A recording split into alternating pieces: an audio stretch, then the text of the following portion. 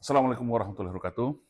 Jadi menurut saya, pendapat saya terkait demo yang terjadi besar-besaran pada tanggal 25 Agustus dan 28 Agustus kemarin adalah, ini sebenarnya adalah semacam akumulasi ya, akumulasi gabungan dari kekecewaan ya, atau mungkin protes dari tapi berbagai kelompok ya. Karena kita tahu eh, demo itu tidak berdiri sendiri. Menurut pendapat saya, demo itu tidak berdiri sendiri. Setidaknya ada 3 kelompok besar di sini yang saya lihat yang membelakangi, yang memberikan support atau akses kepada demo itu. Pertama, itu adalah para kelompok civil society memang kecewa dengan beberapa kebijakan pemerintah pada akhir-akhir ini.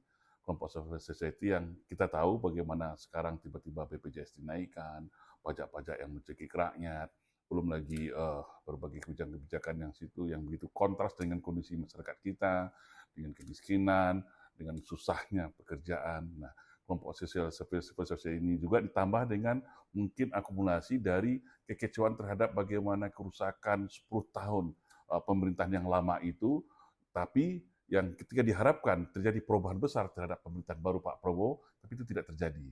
Nah, mereka ini yang berkumpul bersatu padu bagaimana melakukan demonstrasi untuk menyampaikan aspirasinya terhadap pemerintah Prabowo pada saat ini. Dan itu kita lihat dari beberapa isu-isu yang mereka sampaikan, seperti pembubaran DPR, ya, dan banyak lagi. Nah, terus yang kedua, kelompok kedua itu adalah yaitu kelompok mafia-mafia ya, mafia sawit, mafia migas, mafia tambang, mafia tanah, dan ada kelompok oligarki lah yang kita tahu sendiri bagaimana Pak Prabowo juga di satu sisi kita harus objektif melihat melakukan gerakan besar-besaran terhadap penindakan terhadap para koruptor-koruptor kakap ini. Nah, tentu mereka yang selama ini mendapat privilege, mendapat keuntungan yang begitu besar dari negara kita, bangsa negara, sumber kekayaan alam kita, tentu ini tidak bisa mereka terima.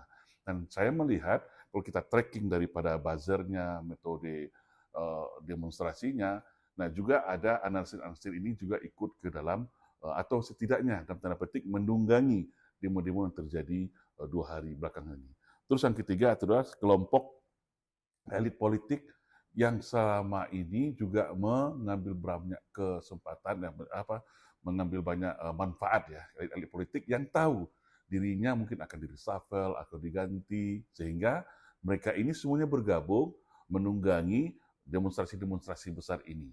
Nah, dari 3 kelompok besar pendemo ini, nah kalau kita bisa juga melihat ya, sasarannya juga berbeda-beda.